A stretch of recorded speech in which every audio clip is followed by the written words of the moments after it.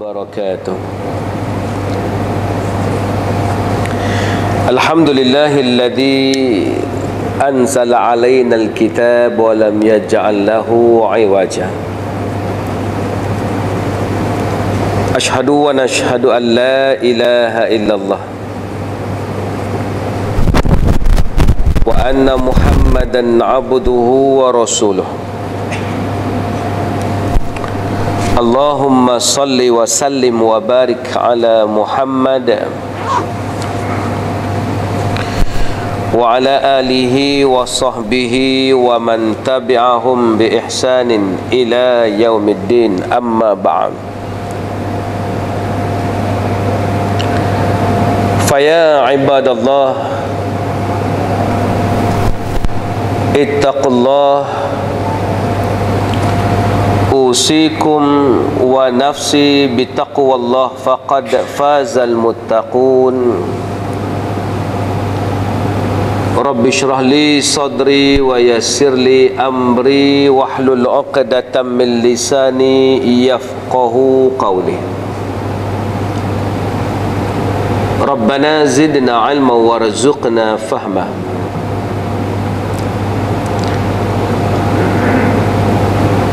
وقال الله تعالى في كتابه العزيز: أعوذ بالله من الشيطان الرجيم. هو اجتباكم وما جعل عليكم في الدين من حرج ملة أبيكم إبراهيم هو سماكم المسلمين من قبل وفي هذا ليكون الرسول عليكم شهيدا. صدق الله العظيم. Pertamanya marilah kita memanjatkan syukur pada Allah Subhanahu wa taala. Alhamdulillah, pada tengah hari yang penuh keberkatan ini Allah memberikan kesempatan pada kita untuk bertemu.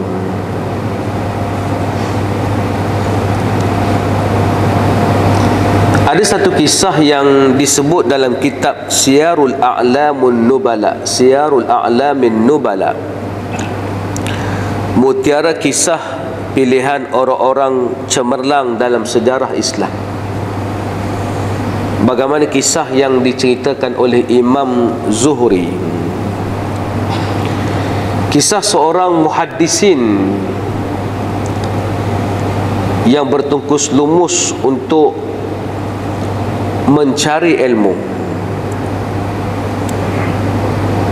kepada seorang imam, iaitu Imam Ahmad bin Hanbal.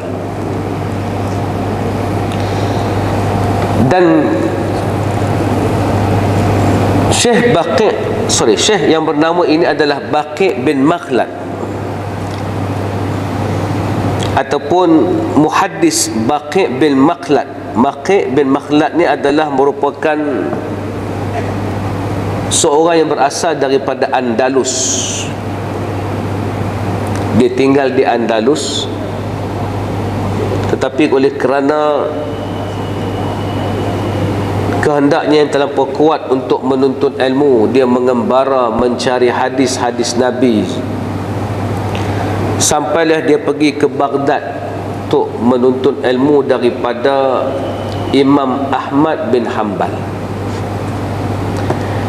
Yang menariknya, semasa dia pergi untuk mencari ilmu daripada Imam Ahmad bin Hanbal, ketika itu Imam Ahmad bin Hanbal sedang dipenjarakan, sedang diseksa dan dipenjarakan kerana berbeza pandangan dengan pemerintah Abbasiyah ketika itu.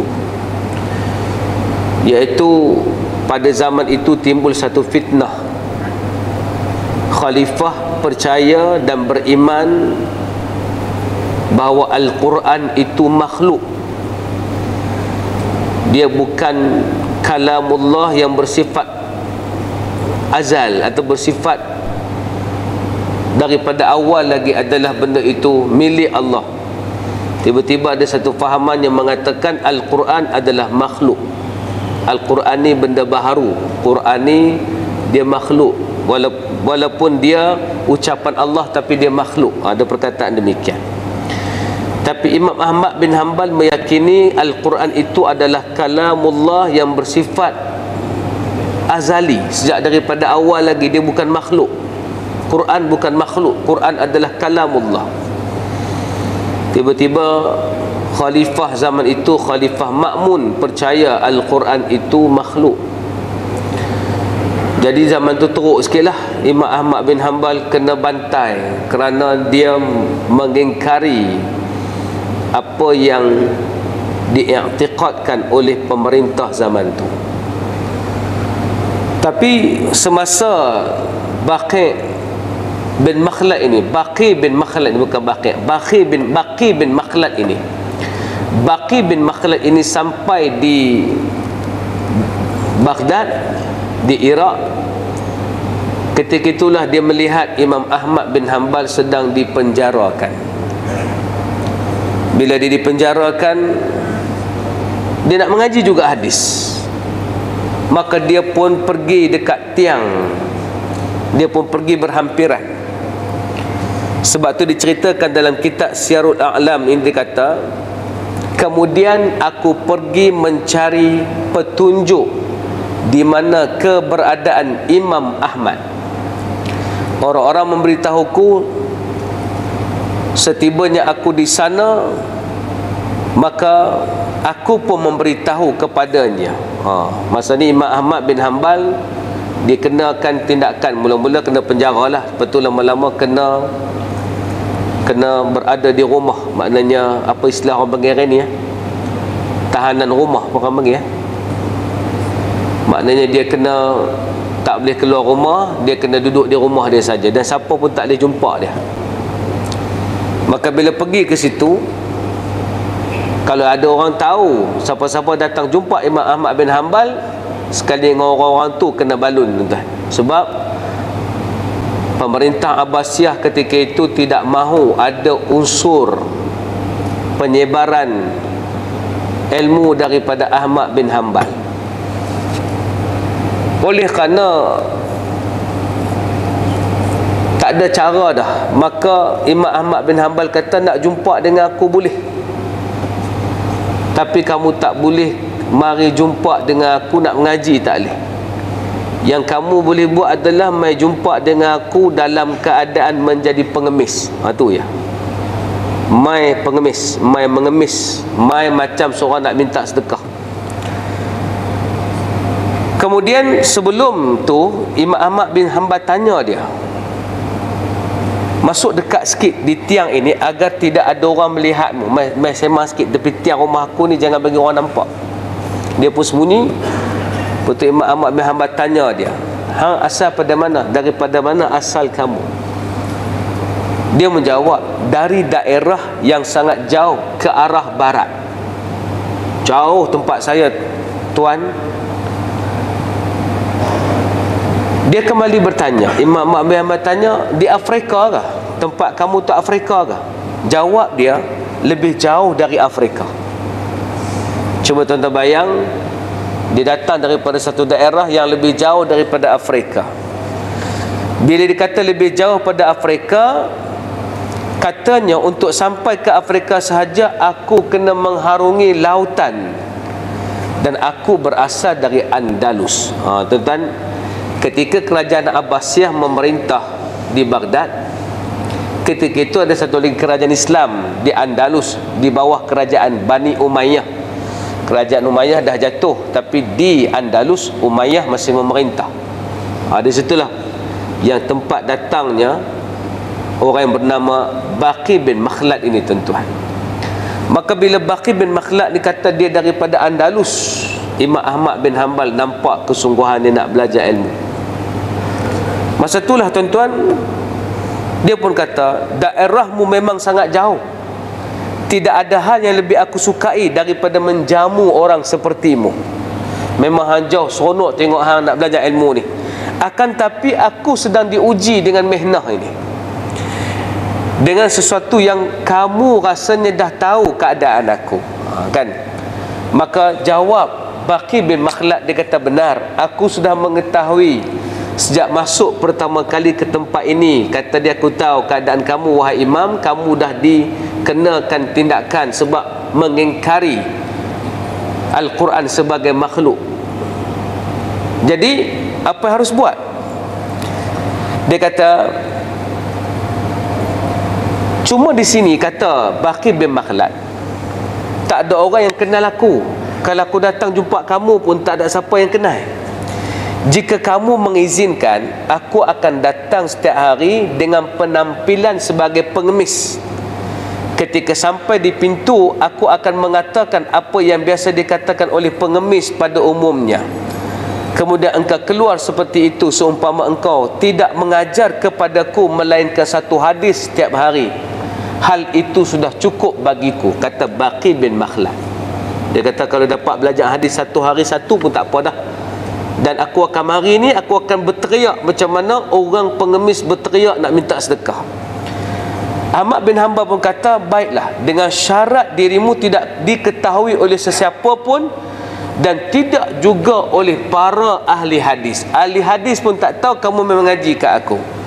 Maka jawab Baqi, aku terima syaratmu. Dan aku terima syaratmu. Apa yang disebut setiap kali dia mari? Dia pakai tongkat, tuan-tuan, dan dia letak pembalut atas kepala dia macam orang fakir. Setiap kali dia sampai depan rumah Imam Ahmad bin Hanbal, dia sebut perkataan ni, kasihanilah aku, semoga Allah merahmatimu. Kasihanilah aku, semoga Allah merahmatimu. Itu perkataan orang minta sedekah zaman tu, kan? Jadi orang pun tahu, orang dengar perkataan tu, oh ni peminta sedekah, dia sedang mengemis di rumah Ahmad bin Hanbal. Maka bila dia kata demikian, dia berpeluang untuk menerima tiap-tiap kali Imam Ahmad bin Hanbal keluar depan rumahnya, menerima satu hadis. Itulah rutin harian dia. Kadang-kadang berjaya menerima 2 atau 3 hadis. Sebab hadis pendek dapat 2-3, hadis agak panjang dapat 1. Tak boleh lama. Betul-betul keadaan itu adalah mengambil hadis semacam orang minta sedekah. Kena secepat itu menerima hadis. Cuba tuan-tuan bayang, tak boleh tulis, tak boleh catat, tak boleh nak apa, kena ingat betul apa yang disampaikan oleh Imam Ahmad bin Hanbal kepada Baqi bin Makhlad tadi. Maka lama-lama tuan-tuan, daripada keadaan dia mengambil hadis daripada Imam Ahmad bin Hanbal, dia berjaya mengumpulkan 300 hadis Nabi SAW yang dia menjadikan sebagai ilmu dia yang dia peroleh daripada seorang imam yang bernama Ahmad bin Hanbal.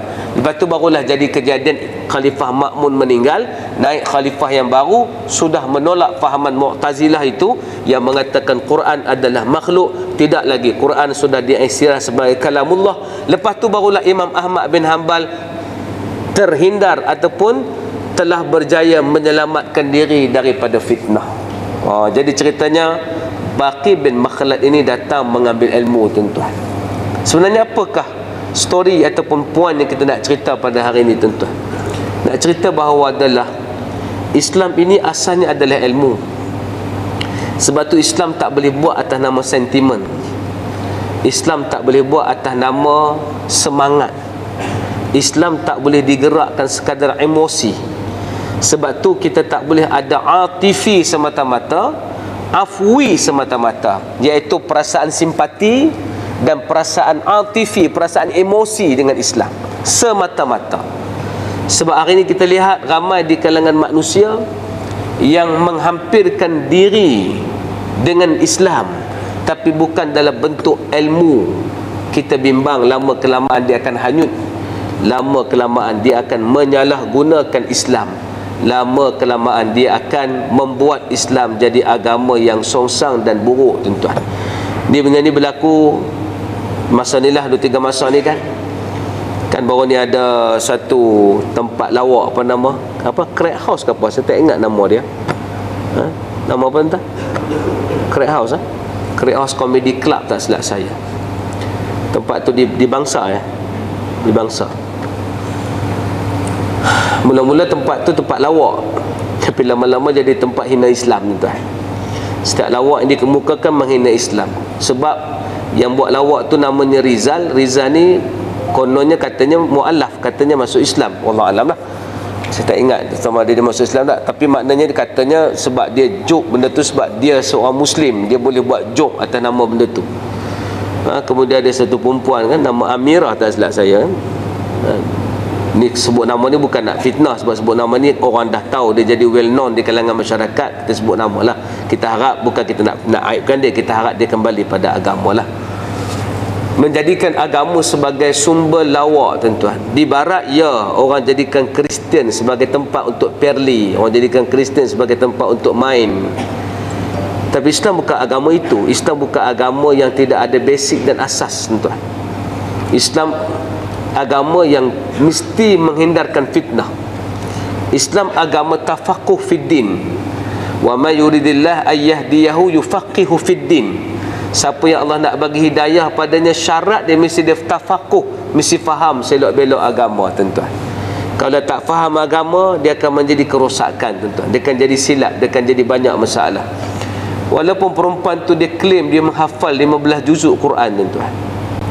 Dia kata dia hafal 15 juzuk Quran. Sebab tu kita kena ingat, penghafal Quran tak sama dengan orang yang beramal dengan Quran. Dia lain, tuan-tuan. Kan? Sebab tu saya pernah buat satu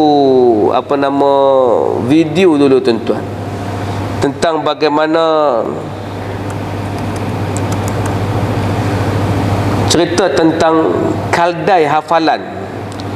Dia kata dulu ada satu orang yang sangat luar biasa. Kawan tu hafal 15 juzuk Quran. Quran ni kira benda yang structure, benda tu memang dia benda yang boleh dihafal, benda itu benda yang dia ada kemudahan. Quran ni insya-Allah kalau kita hafal dia mudah, tuan-tuan. Tapi di satu zaman dulu ada seorang yang menghafal kitab Al-Furu' karya Imam Ibnu Muflih. Ibnu Muflih ni ditulis satu buku namanya Al-Furu'. Ada satu orang yang hebat. Hebatnya kerana dia menghafal kitab Al-Furu' tadi macam mana dia menghafal surah Fatihah. Kitab ni, tuan-tuan, kitab ni bukan ayat Quran. Kitab. Siapa boleh hafal kitab ni kemah lah, tuan-tuan. Maknanya ingatannya sangat kuat. So di situ, tuan-tuan, jangan terperangkap dengan penghafal Quran. Sebab penghafal Quran dia syaratnya memiliki keingatan yang kuat, tuan-tuan. Jadi kalau orang ada ingatan yang kuat, walaupun dia kafir, dia boleh menghafal Quran, tuan-tuan. Jangan pelik kalau ada orientalis menghafal Quran, tuan-tuan. Kalau ada orang Islam menghafal Quran, dia kata dia penghafal Quran. Jangan pelik, penghafal Quran tak ada apa-apa, kecuali mereka yang mengaji dan belajar. Dipanggil orang-orang warasikhuna fil ilm, yang mendalami Quran. Sebab tu orang hafal Quran ni hati-hati. Saya bukan nak kata tak boleh hafal Quran, saya kata kena hafal Quran. Tapi hafal Quran adalah permulaan dalam perjalanan hidup Muslim. Lepas dah hafal, kena faham. Kalau tidak faham, habis, tuan-tuan. Lepas tu perjuangan saya adalah memahami Quran.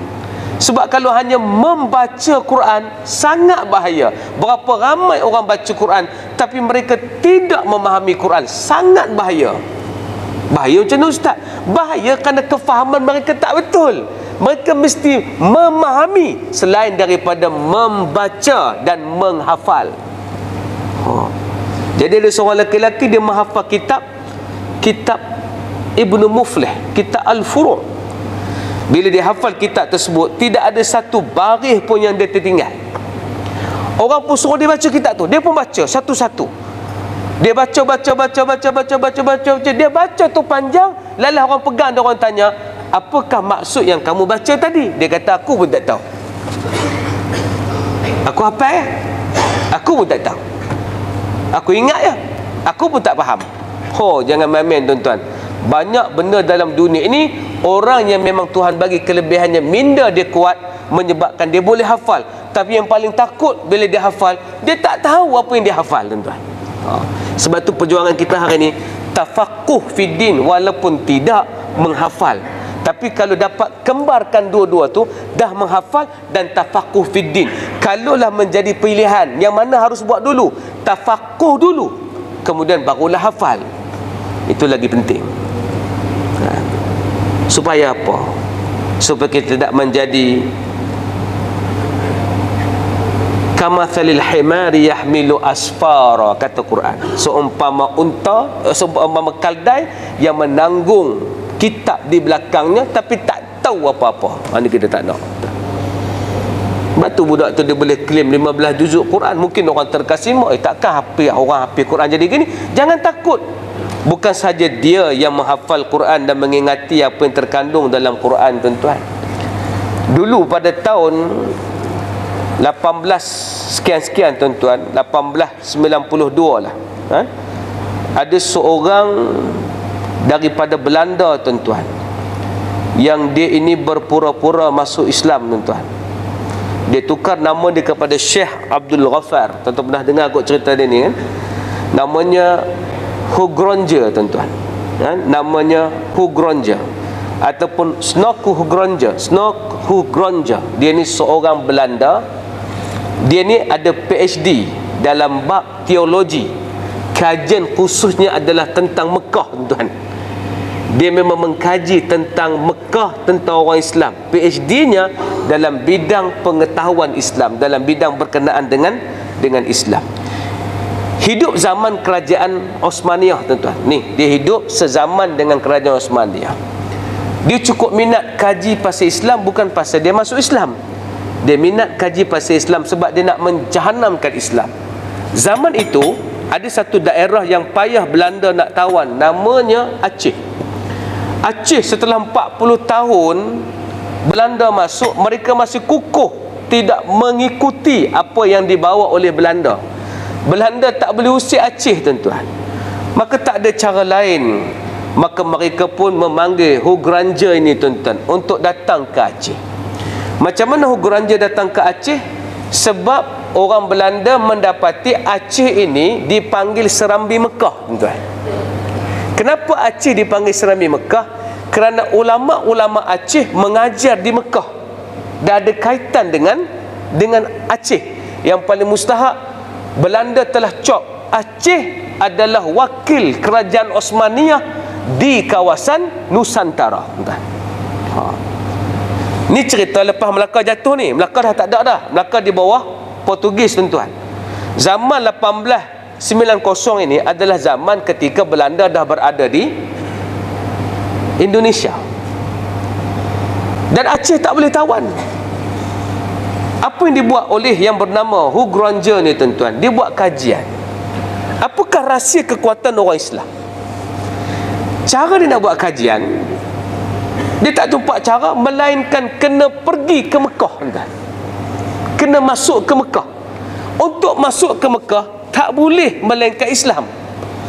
Maka dia pun menghampiri pembesar-pembesar Osmaniyah. Kerana ketika itu Mekah berada di bawah kerajaan Osmaniyah, tuan-tuan. Maka dia pun mengakui dia mu'alaf. Nampak tak? Dia mengakui dia mu'alaf. Dia adalah Syekh Abdul Ghaffar. Kerana bila dia bentang hafalan dia bentang kefahaman dia pasal Quran, dia bentang tentang hadis dia belajar, orang tak ragu dia Islam. Seorang Belanda yang masuk Islam bertukar nama daripada Snok Hugronje kepada Syekh Abdul Ghaffar, tuan. Apa nak jadi? Bila Syekh Abdul Ghaffar masuk ke Mekah, di situlah dia sempat mengambil gambar kedudukan Mekah. Ada satu gambar, kalau tuan-tuan cek kota Mekah, gambar kota Mekah yang diambil oleh Hugronje tadi, nak tunjuk pada kita dia kaji sungguh sampai dia dapatlah poin sebenarnya. Kekuatan orang Islam adalah kerana mereka bersatu. Tuan-tuan, tu dia. Tu ya. Maka dia dapat jawapan tu, dia telah diminta, dia berhenti mengajar di universiti, tuan-tuan. Dia minta ataupun dia disuruh pergi ke Aceh untuk memecah belahkan masyarakat Aceh dengan Islam. Dia sampai di Aceh, tuan-tuan, dia mengekalkan namanya Syekh Abdul Ghaffar. Masuk ke masyarakat Aceh dan dia mengajar Islam. Hingga kan guru-guru ataupun agamawan di Aceh iqna dengan dia, menerima dia. Yang paling tak tahan, ada guru di Aceh, guru agama, ulama di Aceh, mengahwinkan anaknya dengan Syekh Abdul Ghaffar munafik ini, tuan-tuan. Bagi anak terus supaya dia boleh berada di Aceh. Maka dia pembawa Aceh dengan serba moden. Dia buat kaedah moden. Dia mula memperkenalkan khilaf mazhab, tuan-tuan. Dia buat masuk benda-benda khilaf. Benda yang masyarakat Aceh dah sepakat memakai mazhab Syafi'i, dia cuba pecahkan mereka dengan khilaf mazhab. Kita tak kata mengajar khilaf mazhab tu salah, tetapi ingat, Islam ni dia boleh jadi senjata yang ampuh ataupun nuklear yang membunuh orang yang mendekati dia. Ingat, Islam dia benda tu. Khilaf ini boleh menjadi rahmat dan boleh menjadi sebab perpecahan. Pandainya Hu Granji ini, dia menggunakan khilaf untuk pecahkan masyarakat. Akhir sekali masyarakat Aceh yang bersatu jadi pecah. Residen Belanda di sana baru dapat menekel Aceh apabila masyarakat Aceh berpecah. Punca daripada Syekh Abdul Ghaffar inilah yang memecahkan masyarakat Aceh. Dan lepas itu Aceh pun surrender, duduk di bawah Belanda kerana ulama'nya sudah tidak lagi bersatu. Nampak tak, tuan-tuan? Menggunakan Quran untuk menghancurkan orang Islam, ini yang pernah dibuat di Aceh, tuan-tuan. So, kenapa orang nak pecahkan kita sangat ni? Sebab dia tahu umat Islam kalau sedar kekuatan dia, bangun dengan kekuatan dia, orang lain unstoppable lah, tak boleh tolak dah Islam, tuan-tuan. Hari ni kita masih lagi dalam keadaan ketiduran. Sungguh tidur, sungguh tidur time kuliah tu normal lah, tuan-tuan. Tapi bukan di sini, sini tak ada, tempat lain, tuan-tuan. Tidur bila dengar seruan jihad, masih tidur, tuan-tuan. Tidur bila Islam diusik, masih tidur, tuan-tuan. Tidur lagi bila dah ada sifat untuk harus mendalami agama, tidak mendalami agama. Oh, tuan-tuan, ini benda-benda kita kena gerakkan semula. Sebab tu saya kata bahawa daripada cerita Bakhit bin Makhlad sampailah cerita kepada Snok Horanja ini, nak cerita pada kita bahawa itulah kedudukan Islam yang boleh menyebabkan Islam kembali hebat apabila orangnya mula mendalami ilmu Islam untuk dilaksanakan. Bukan ilmu teori, ya, ilmu yang menyebabkan Islam boleh berjalan di atas muka bumi. Ingat, sumbangan Bakhit bin Makhlad yang terbesar adalah dia membawa ilmu hadis balik ke Andalus, hingga menyebabkan zaman itu khalifah yang memerintah Andalus menyuruh supaya apa jua ilmu yang dicatat oleh Bakhit bin Makhlad dikumpulkan menjadi bahan di dalam perpustakaan agar menjadi benda itu boleh menguatkan ummah. Ingat, ketika Baghdad jatuh atau tidak kuat, yang menampungnya adalah Andalus. Andaluslah yang menyebabkan Barat datang belajar di sana, tuan-tuan. Nanti saya cerita dalam khutbah lah bagaimana Barat datang belajar ke Andalus untuk mendapat ilmu teknologi. Dan banyak benda yang kita hebat, kita kita bukan calang-calang, tuan-tuan. Kita hebat, tapi sebab kita tak tahu asal-usul kita hebat, maka Islam kita hari ini adalah Islam afwi dan Islam atifi, Islam emosi dan Islam lebih kepada bentuk apa nama, kasihan, bentuk apa istilah sebut lah, apa nama, apa afwi ni, apa istilah dia,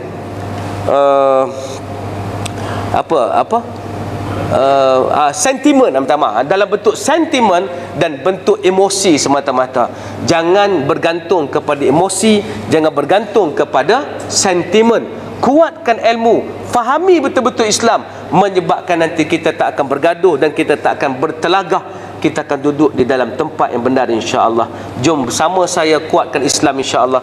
Jadi orang yang hebat, jadi mereka yang mahu membangunkan Islam, insya-Allah. Mudah-mudahan kita kuatkan kembali, kerana inilah zaman dia. Jangan tunggu zaman depan, tuan-tuan, dan jangan tunggu Imam Mahdi. Bukan masa kita untuk tunggu Imam Mahdi. Yang saya selalu ulang adalah kita bersedia sebelum Imam Mahdi datang dengan ilmu, dengan kefahaman, dengan kekuatan, dengan membanyakkan diri kita satu perkara yang menyebabkan fundamental Islam kita kuat melalui ilmu dan amalan yang kita buat, insya-Allah. Ketika itu menjadikan kita hebat. Kenapa solat duha? Tahu sebabnya. Kenapa kena belajar surah Fatihah? Kena tahu sebabnya. Kenapa datang pengajian? Kena tahu sebabnya. Kenapa kena buat semua benda ni? Mesti ada jawapan yang kita tahu. Jangan jawab begini, tak nak jawab begini. Jawapan dia adalah kerana orang dulu buat, tak mahu, tuan. Kita mesti ada jawapan. Satu cerita last, tuan-tuan. Cerita daripada orang barat lah, simple cerita dia.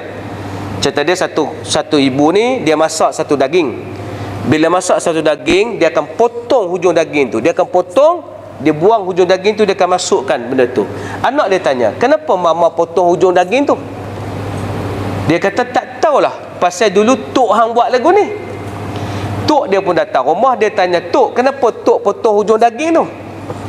Tak tahulah pasal apa potong hujung daging ni, sebab dulu tok nek aku buat macam tu. Cari cari, sekali tok nek dia masih hidup. Maka dia tanya pada tok nek tadi, tok nek, kenapa potong hujung daging tu? Tok nek dia kata, dulu oven kecil. Bila oven kecil, jadi daging tak boleh masuk. Cara nak bagi masuk daging, kena potong hujung dia. Jadi kami masukkan daging sebab potong hujung, sebab oven kecil. Sekarang oven dah besar, patut tak payah potong dah. Tapi kenapa jadi berlarutan daripada tok wan, tok nek sampai tok, sampai mak buat? Kerana tok dengan mak tu tak tahu. Sebab apa? Sebab dia tengok tok nek dulu buat. Tu ya. Jadi jangan jadi orang yang tabi' begitu tuan-tuan, sangat bahaya. Mesti berasaskan ilmu, insya-Allah baru kita jadi kuat dan hebat. Cukup sekadar tu, innahu wasamiul alim. Dan di belakang sana tuan-tuan, saya masih menggalakkan tuan-tuan untuk bersama kami di Ustaz Pro. Terima kasih atas sumbangan, terima kasih atas apa yang tuan-tuan berikan. Semoga kami dapat terus istiqamah menyedarkan umat dengan video-video yang kami buat. Dan join saya di Telegram tuan-tuan, Ustaz Pro. Join saya di Facebook, Ustaz Pro. Join saya di YouTube juga, Ustaz Pro. Kita bagi maklumat hari-hari, kita gerakkan mindset orang untuk bergerak. Maka follow saya di semua elemen itu tuan-tuan, termasuk dengan app Ustaz Pro pun tuan-tuan follow, insya-Allah kami akan memberikan bahan yang terbaik. Terima kasih atas follow tuan-tuan, dan terima kasih juga atas sumbangan tuan-tuan yang menyebabkan kami dapat terus menyediakan bahan yang baik. Assalamualaikum warahmatullahi wabarakatuh.